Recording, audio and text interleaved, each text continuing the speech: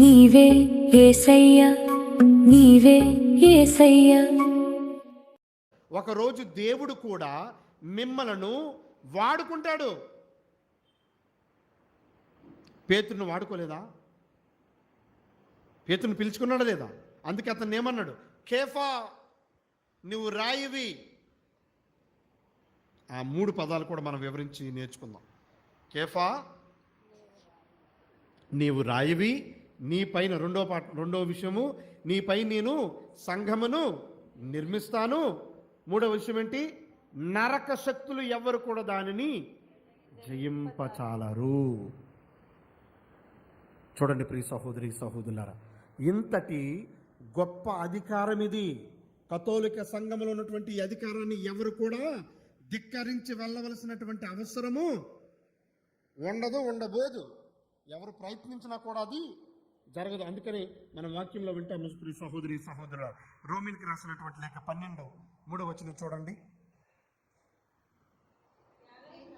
ఏలయనా నాకు వసగబడిన దేవుని దయచేత మీ అందరికీ నేను ఇట్లు చెప్పుచున్నాను, ఔచిత్యమైన అతిక్రమమైన నిన్ను మీరు గొప్పగా భావించుకొనుడు. గొప్పగా చెప్పుకోవడానికి ఏమీ లేదు. అతిగా, you need not tell about yourself that you are something greater what you are doing in this world. అంతా ఎవరిది? దేవునిది. 2వ మాట చదువమ్మా. దానికి బదులుగా మీ ఆలోచనలను అనుకవ చూపుడు.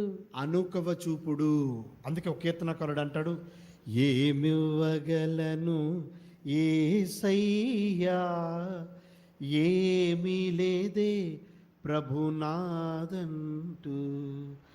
నాదన్నదంతయు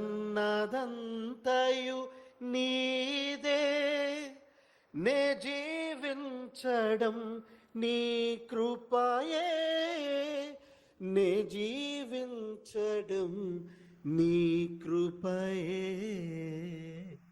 ఏమివ్వగలను యేసయ్యా, ఏమీ లేదే ప్రభునాదంటూ. ఈ లోకమున మనదంటూ ఏమి లేదు. అంతయు కూడా ఆయన సమకూరుస్తాడు. కాబట్టి గురువుగా నేను, గృహస్థ క్రైస్తవులుగా మీరు, ఏ ఒక్కరు కూడా డబ్బా కొట్టుకోవడానికి ఎవరికి అవకాశము లేదు. ఈ సంఘం ఎవరిది? దేవుని సంఘం. అందులో నాకు ఒక అవకాశం, ఒక కాపరిగా, మీకు గొర్రెల మందగా ఒక అవకాశం దేవుడిచ్చాడు. దాన్ని వినియోగించుకో. అందుకని ప్రియ దైవ ప్రశ్నలారా, ఆయన అడిగినటువంటి ఈ ప్రశ్న నీవు ఏమనుకుంటున్నావు అన్న విషయము ప్రియ దైవ ప్రశ్నలారా నీ జీవితానికి చాలా ప్రధానమైన ప్రశ్న, ముఖ్యమైనటువంటి ప్రశ్న. ఎందుకంటే దేవుడు నీ చేత తన యొక్క ఘనమైనటువంటి మహిమ వాక్యములు, ప్రవచనములు నీతో చెప్పబోతున్నాడు. పేతురుకి ఇచ్చిన అవకాశం దేవుడు నీకు ఇవ్వడా? ఇస్తాడా? ఇవ్వడా?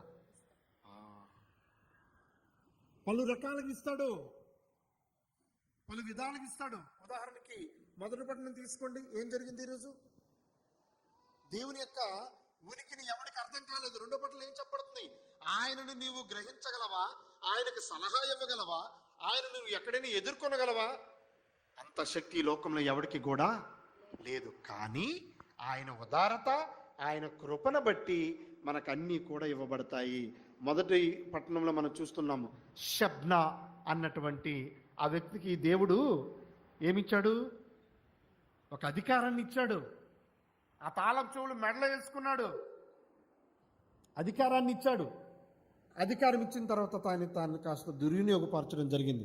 ప్రభు ఏం చేశాడు? వెంటనే అతన్ని తీసుకొని ఎలియాకీముకు అప్పచెప్పాడు. అక్కడ లాస్ట్లో చెప్పిన మాట చూడండి. ఆయనకి ఇస్తే ప్రభు ఏం చెప్తున్నాడు? అతడు మూసిన దాన్ని ఎవరు తెరవలేరు, తెరిచిన దాన్ని ఎవరు కూడా మూయలేరు. This is the power of God. ఎంత గొప్ప శక్తిని ఎవరికి ఇచ్చాడు? సామాన్య మానవులకి ఇచ్చాడు. అది వారు వినియోగించుకుంటే ఒకలాగా ఉంటుంది. కొన్నిసార్లు దేవుని యొక్క ఉగ్రత రకరకాలుగా ఉంటుంది. ఎక్కడ తప్పు చేశాడు, ఎంత లాక్కున్నాడు, నెక్స్ట్ పర్సన్కి ఇచ్చారు. మరి పేతురు ఎన్ని తప్పులు చేశాడు? పవర్ లాక్కున్నాడా దేవుడు? లాక్కోలేదు. దేవుని యొక్క ఉనికి, దేవుని యొక్క ఉద్దేశాలు ప్రియ దైవ ప్రజలారా, మన లాజికల్ ఆలోచనలకు పనికి రావవి. ఆయనకు ఆలోచనలన్నీ కూడా అతీతముగా ఉంటాయి. అందుకని నీవు ఆయన ఎవరని అనుకుంటున్నావన్న ప్రశ్న నీ జీవితముకు ప్రధానమైనది. అందుకే నువ్వు ప్రతిరోజు అనుదినము ఆయన యొక్క ఊహించని రీతిలో ఆయన నడుస్తూ ఉంటాడు. అర్థము కాని రీతిలో వెళుతూ ఉంటాడు. అందుకే ఆయన గురించి ఆయన ఎవరో నీకు తెలియాలా. ఆయన ఉద్దేశం ఎలాగుంటుంది తెలుసా? ఆయన పనులు ఎలాగుంటాయి? కాలుకేస్తే ఏలికేస్తాడు, ఏలికేస్తే కాలుకేస్తాడు. ఇప్పుడు ఇలా వేసిన వాళ్ళు మనం ఏమంటాం? వాడు తెంగరుడండి బాబు. మనం ఇదంటే మన తూర్పు అంటాడు, పడమటాడు, పడమటంటే తూర్పు అంటాడు. మానవుల్లో చేసినా నువ్వు కరెక్ట్ చేసుకో, తప్పులేదు. దేవుని విషయంలో మాత్రం ఆయన నడిపించే విధానంలో నడిచి వెళ్ళిపోవాలి తప్ప రెండో ఆలోచన మనం చేయవలసినటువంటి అవసరం మనకి లేదు. ఎందుకంటే ఆయనకి సర్వము తెలుసు.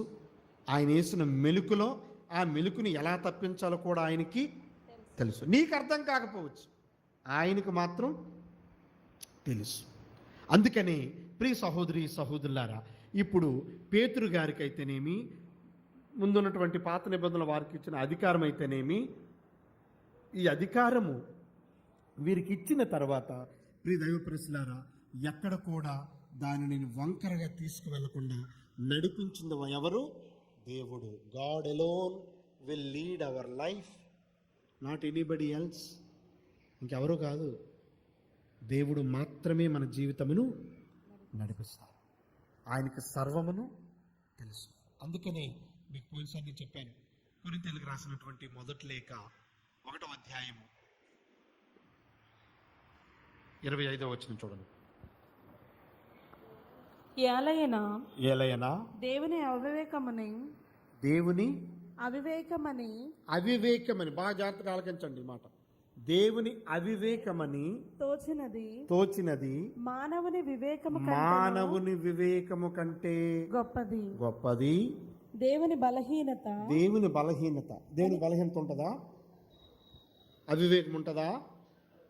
కానీ ఈ లోకం అనుకుంటుందని పౌలు చెప్తున్నాడు.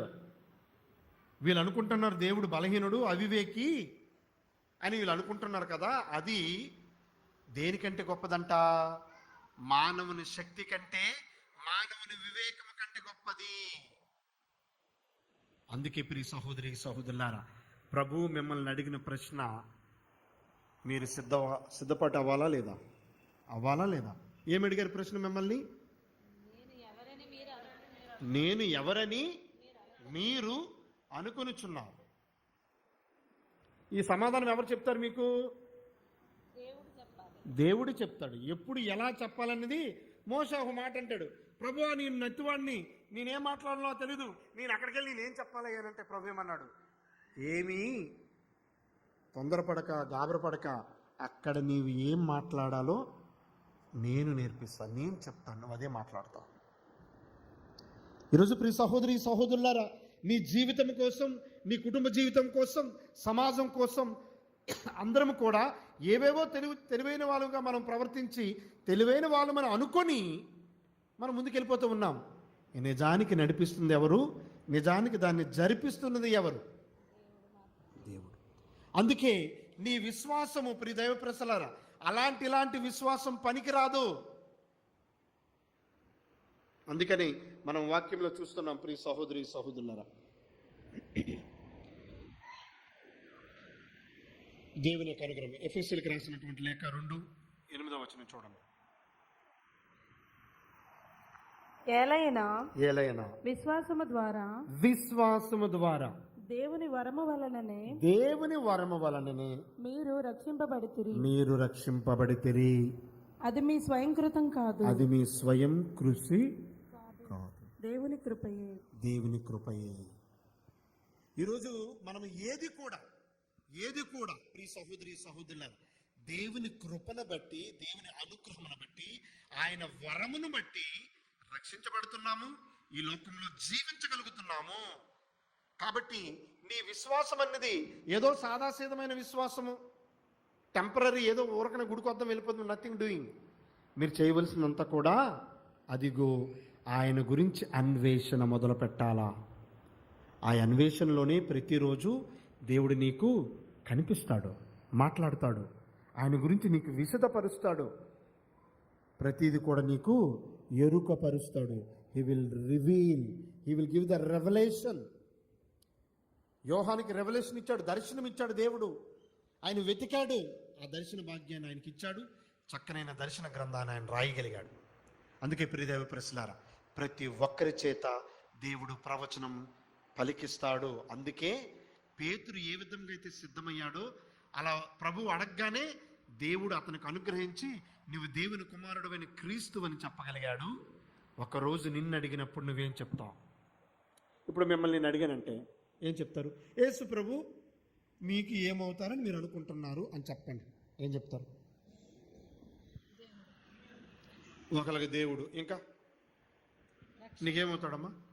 ఫ్రెండ్ అంట, రక్షకుడు, ఫాదర్, తండ్రి, రక్షకుడు, దయామయుడు, కరుణామయుడు, ఇంక చెప్పండి ఇంకేమన్నా. ఎవరెవరో చెప్పినవే చెప్తున్నావు, కానీ నీకంటూ ఒక యూనిక్గా ఈయన నాకు ఈ విధముగా నేను అనుగ్రహించబడ్డాను, ఈయనతో నాకు ఈ అనుభవం ఉందని చెప్పగలుగుతున్నావా? అదే ఈరోజు మన ఆత్మ పరిశీలన చేసుకోవలసినటువంటి అంశం. పేతురుకి ఇచ్చాడు ఆ అవకాశం. నువ్వు దేవుని కుమారుడైన క్రీస్తు అని చెప్పే గొప్ప భాగ్యం ఆయనకి ఇచ్చాడు. నీవు కూడా నీ గురించి ఇంకొకరి ద్వారా అడుగుతుంటాడు, ఏమని? నువ్వు యేసయ్యని ఎందుకు నమ్ముకున్నావు, నీకేం జరిగింది అనేటప్పుడు మనమందరం పలికి చిలక పలుకులే పలుకుతాం. పాపము నుంచి విముక్తి చేస్తాడు, అది చేస్తాడు, ఇది చేస్తాడు. అవి నిజమే, కాదనట్లే. నీవు కన్విన్స్ అయ్యావా? అందులో నీకంటూ ఒక ప్రవచనం వచనం ఏదైనా దేవుడు నీకు ఇచ్చాడా? చెప్పగలవా? ఇదే ప్రియదైవ ప్రశ్న. ఈరోజు ప్రశ్నకు సమాధానం అర్థమైందా? మెస్సియానిక్ సీక్రెసీ చెప్పాను. ఎందుకు ప్రభు చెప్పకూడదని నన్ను అన్నాడంటే, ఎవరు పడితే వాళ్ళతో చెప్పించాడు, అది దేవుడే చెప్తాడు. దేవుడు కాకపోతే ఇంకొకరికి ప్రవచనం ఇచ్చే భాగ్యము ఇస్తాడు. అందులో నీవు నేను ఉన్నామా? సిద్ధం చేసుకుంటున్నామా? ఈ ప్రశ్నకు సమాధానానికి మనం రెడీగా ఉన్నామా లేదా ఆత్మ పరిశీలన చేసుకో. అందుకని ఈ దేవుని వాక్యం అయితేనేమి, లేకపోతే దివ్య సత్ప్రసాదం అయితేనేమి, ఈ పూజలు, ఈ ప్రార్థనలన్నీ కూడా ప్రియ దైవ ప్రసన్నాలు. ఒకరోజు మీరు దేవుని యొక్క సువార్త ప్రవచనాలను చెప్పగలగాలి. So the Lord has questioning you, my dear friends, that what are you thinking about me? What are you right knowledge you are having about me? The right knowledge will give by God. God will tell about Jesus Christ through you or through him.